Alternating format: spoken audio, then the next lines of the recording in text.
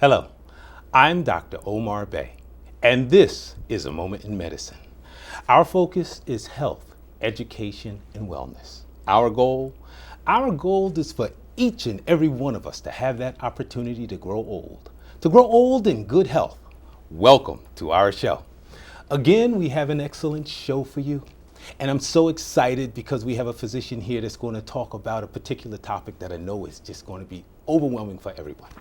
But before I get to that, I'd like to talk about sharing and caring. Remember, email me. Let me know what's going on out there. I so appreciate you when you email me and let me know what your thoughts are.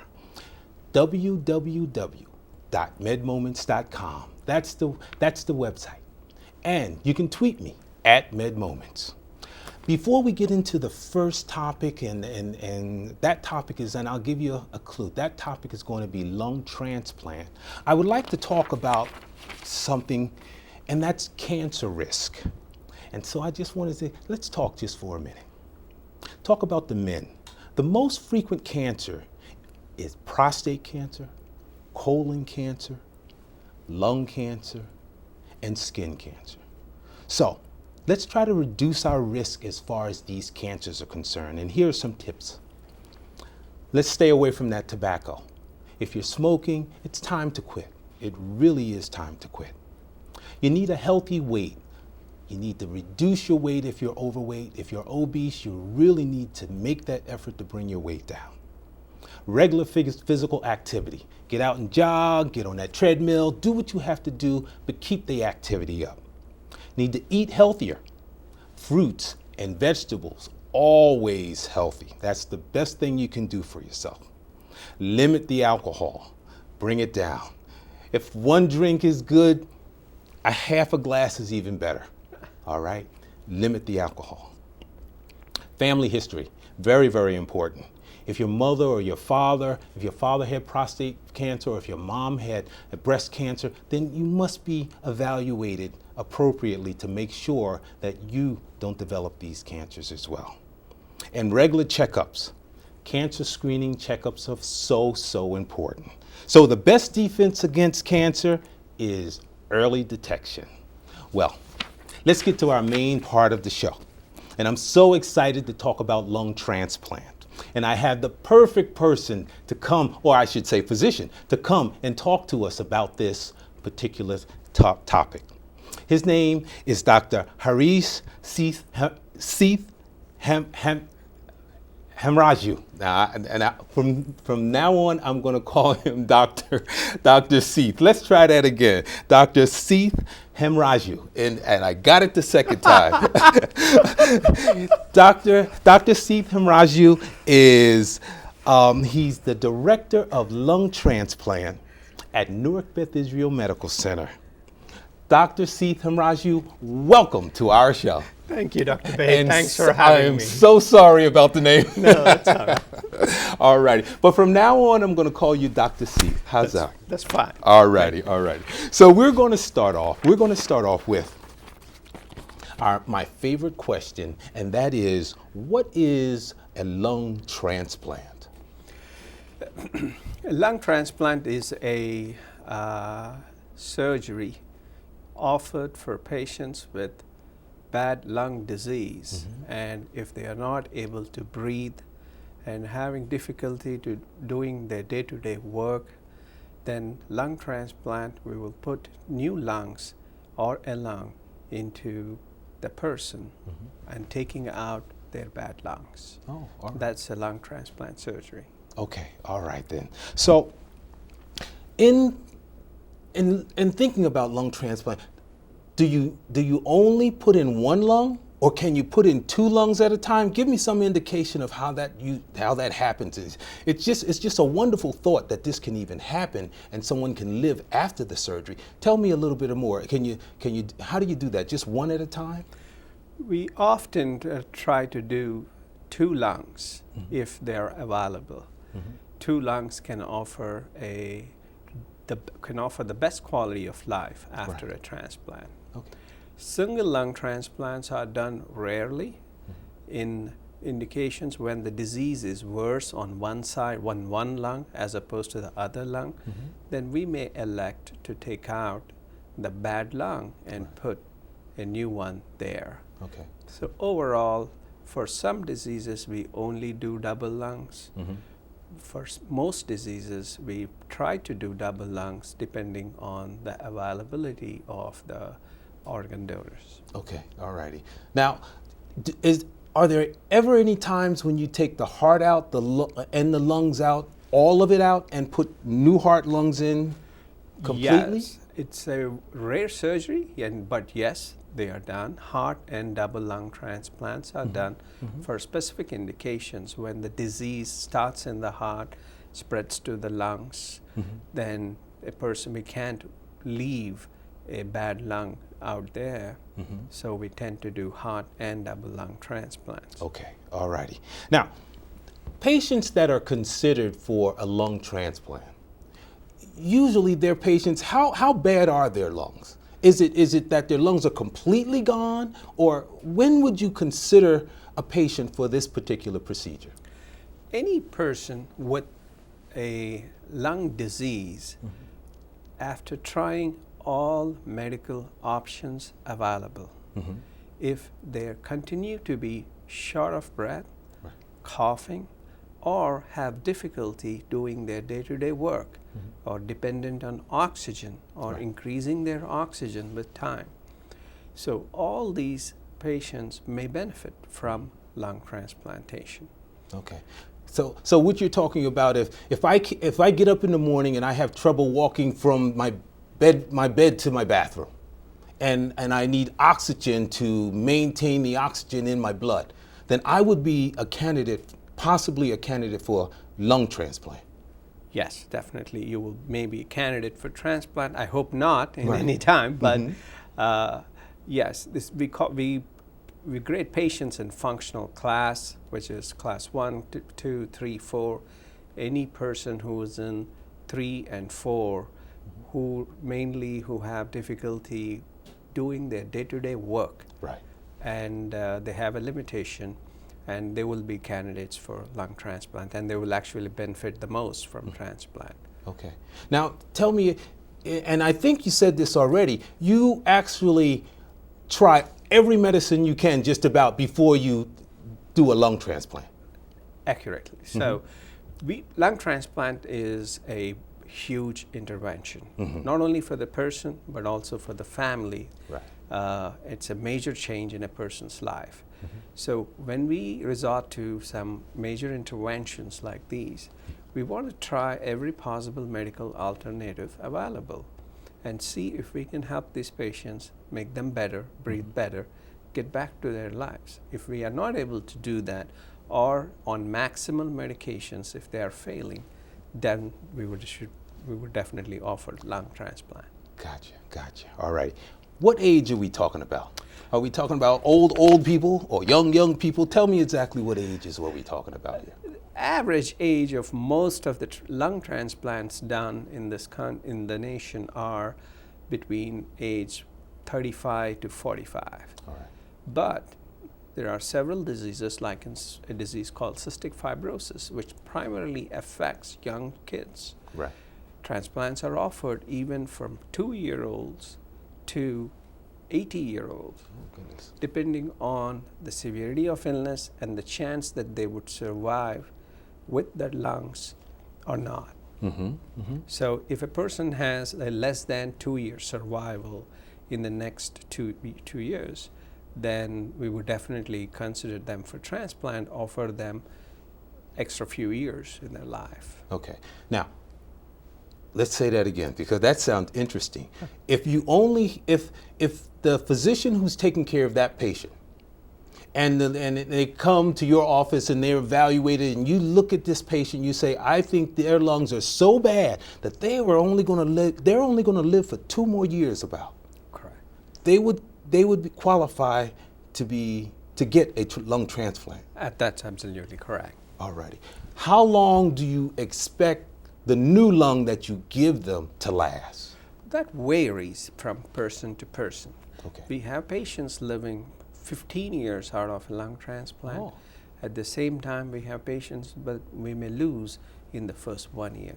Overall, the majority of people do well, and about 60% of the patients cross the 5-year mark successfully without any functional limitation. They can pretty much do whatever they want, more than half of them, even after 5 years. Wait a minute. You're talking about after a lung transplant, they breathe so well that they don't need oxygen. They don't need, lung medications to keep their lungs open and stuff like that. They actually do that well. Yes. And in fact, one of my patients, we did a tandem skydive together 7 years after a double lung transplant. And he was 74 years. And he got his transplant when he was about 67. Right. So yes, they run their businesses. People have children after transplant, and they can go back to work. They can pursue their careers. That's wonderful. That is absolutely wonderful. Let's step back just for a second. What diseases are we talking about that would harm the lung that much that you would need a transplant? The most common diseases are smoking-related emphysema. There are some emphysemas that are not smoking related, like alpha-1 antitrypsin deficiency, which is a rare genetic disorder, and the patients may look like they have bad emphysema. Pulmonary fibrosis. This is a very dangerous disease, and we have a medication approved for this disease recently, but most of these patients die if we do not catch them early and offer transplant. Right. Cystic fibrosis. I don't want to stop you. Maintain your thought. You said pulmonary fibrosis. Just explain that for a second. Fibrosis is what? Like scarring of the lung? What is that? Exactly. Scarring of the lungs. We all breathe bad air, we all get infections, but we all have nice repairing mechanisms that repair the lung function and keep the lungs going. Right. In fibrosis, the hypothesis is that our ability to repair an injured lung lags behind. So the scars keep on forming, the scars keep on going, and they continue to damage the lung. Right. Okay. You were going to say cystic fibrosis? Cystic fibrosis is another large group of young children, mostly 16 to 30-year-old young adults. Their lungs are short because of a genetic defect in their ability to clear secretions from the lungs. And these kids will do remarkably well. It is a cure for their lung disease. So they do really well. And another disease process is pulmonary hypertension, where the blood vessels in the lungs are affected. They may look fine. Typically young women who are short of breath, doing day-to-day activity. I can quote an example. A young girl who was a physical training teacher in a school started feeling short of breath and dizzy during working with her kids. And she continued to feel short of breath until one day she passed out at school. And they brought her to the hospital. We figured out she has pulmonary hypertension. We offered treatments, and fortunately she didn't need a transplant, but she did really well with medication. Excellent. Now when you say pulmonary hypertension, you mean, use some of the words that we use, high blood pressure in the lung system? That is correct. Okay, all righty. If someone came to your office, how would they present? How would you know? Give me a typical patient that comes to your office and that you feel that may need a lung transplant. What do they look like? A person otherwise looks perfectly healthy sitting there in the office, but he has a oxygen tube sticking to their nose, and they're perfect when they sit and talk to you. But when you ask them to get up and come in, they feel a little short-winded. They're struggling. And when they're talking to you, they take frequent breaks to finish a sentence. And they have the other manifestations of lung disease, constantly coughing, short of breath whenever they try to take a shower, or difficulty holding their breath too long. And this is a typical patient whom we think may benefit from lung transplant. Right. As far as gender is concerned, females or males, does it occur more in one gender than the other? No, it's almost equal. Males about 51% and females about 49%. But most they are pretty much equal in the frequency of transplants, male versus female. If you were to pick one thing that most patients do to harm themselves, what would be the one habit that you would say that causes a patient to need a lung transplant? Just that one thing, if they stop that, most likely they wouldn't have.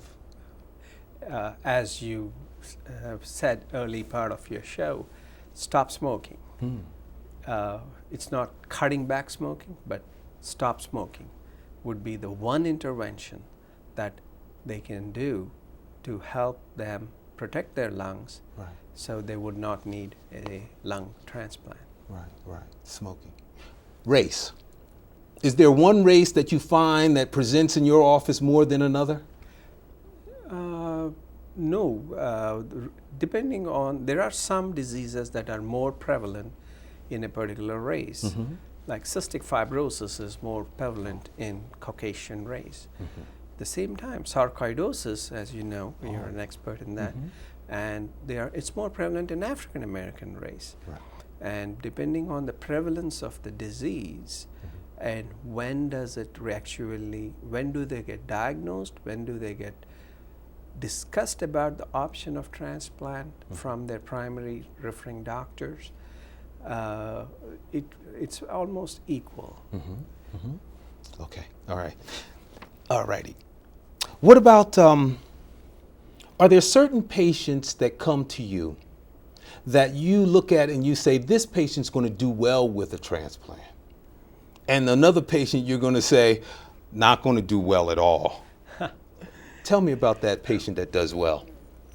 In reality, if I had that magic coin, I would be the world's best transplant pulmonologist in the world. Typically, a person who has a good insight into what they are getting into, who have followed their doctor's instructions thoroughly, who do not smoke, and who have a good family support or friends or a good social circle that they can relate to and they can discuss their issues. And those will be the ideal candidates who will do remarkably well, as opposed to when we get a patient who is too far gone, very sick, almost on the last few days of a person's life. If we get a patient like that, we won't have the time to discuss, weigh in the benefits and risks of transplant. Neither we can get the family to rally behind the cause, understand the challenges that they may be facing. We may not have time to discuss these with the patient or the family. So they are at a disadvantage because they're fighting for their lives. So they will probably not do as well. I understand. Where do the lungs come from? The lungs that, I'm sure that a very sick patient is waiting for the lung to just appear. Where do they come from? Lungs typically, in our country here, we get from what we call as brain dead person, brain dead patients. Patients who have injury to the brain, but rest of the body is perfectly normal, like a motor vehicle accident, head trauma, or a stroke, or a bleed in the brain. All these patients who we know that they may not survive or have meaningful quality of life. That's what we call brain death. If when their doctors deem that the person is brain dead, then our organ procurement agency is approached by their doctors. So the agency approaches the family, discusses with them about the option of lung transplantation, or not lung, of organ donation. Right. So if they consent, if the family consents, and if they all agree, it is when the agency tries to run a list and to match the organs, heart, lung, liver, kidney, whatever we think are suitable for donation. And those are the organs, those are the kind of patients we get the organs from. Interesting. There is a unique pool when the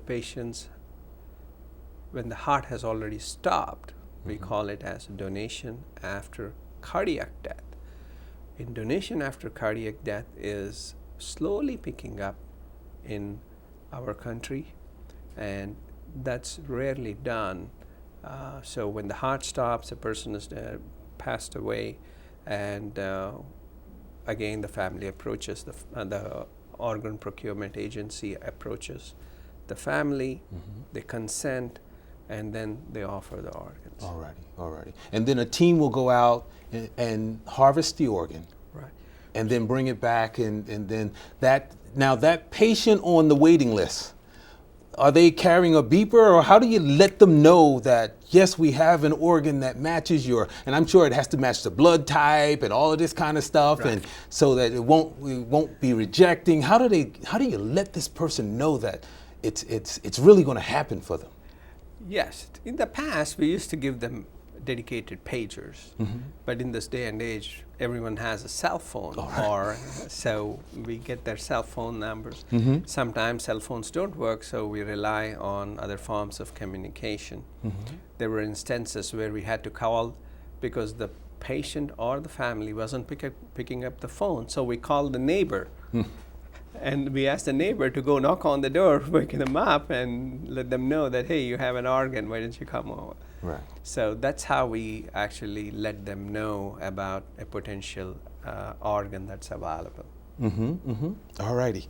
And I'm assuming that there's a list out there as far as patients, and categories, who's on the top of the list or the bottom of the list, and who's been waiting the longest and stuff like that? Right.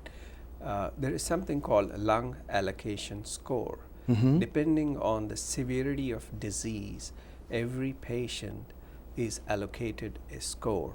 Higher the score, they get the first shot at a blood group matched organ. Okay. All righty. Excellent. After just to give me an understanding, how long is this surgery? Because it's just fascinating. So typically the whole orchestra of trying to get the lung from a donor, bring it to the hospital, and trying to implant the lung or the lungs into a patient. This time frame, we try to keep it within a 6-hour window. 6 hours is our cutoff. We cannot afford to keep the lung out of the body for more than 6 hours. Right. So that's why we try to go for the organs. We try to hurry them up and get them into the OR, clean up the ORs, get ready. Everyone shows up at that single patient. Once it goes off, the whole team mobilizes and they make it happen. And so many people work diligently day and night to make this happen for every patient. Right. How long do these patients usually stay in the hospital? Usually the average length of stay after a transplant is between 10 to 14 days. After 10 to 14 days, they are sent home, and usually their scars and wounds may heal in a month. Right. So in a month, they are pretty much functional. They are walking around without any oxygen. Within a month? Within a month. Without oxygen? Without oxygen. They may be taking some medications to protect their lungs from rejection, but most of them, 90% of them, in a month, they are independent and they do well. You mentioned something, rejection. Right. All right. I know we're running out of time here, but I want to cover this really fast. What is rejection? So no matter how best we try to match based on a blood group, we match the same blood group donor and we take the organ from the donor. Even then, each individual has their own immune system that is very unique to them. Right. And when we put organs from other people, we tend to generate a strong immune response to fight it off. Okay, so it's like if a bacteria comes into my body, and my body's going to fight that bacteria off so I won't get overwhelmingly infected. Absolutely. So now this organ is in my body and it's a foreign organ. It's from somewhere else, so my body thinks it's foreign, so it's going to try to attack. Correct. Excellent. Exactly. Excellent. So, and to prevent that, we give medications called immune suppressants that kind of not suppress the immune system totally, but modulate the immune system, which is keep it under check and control. Okay. So they don't reject. So they don't reject. We have so much more to talk about on this, and I didn't get a chance to cover quite a bit that I wanted to cover, but I'm so happy that you came. We've run out of time, but we'll have to continue to talk about this in the future, all righty? Sure, I'm so glad. Thank you for coming. Thank you very much. All righty. In closing, remember, sharing and caring. Sharing and caring. www.medmoments.com. Email me, and @medmoments. Tweet me. Let me know what's going on out there. Never institute any change in your medical care until you consult your physician. I trust that each and every one of you have continued good health. I'm Dr. Obey, and this is A Moment in Medicine. Until next time, peace to you all.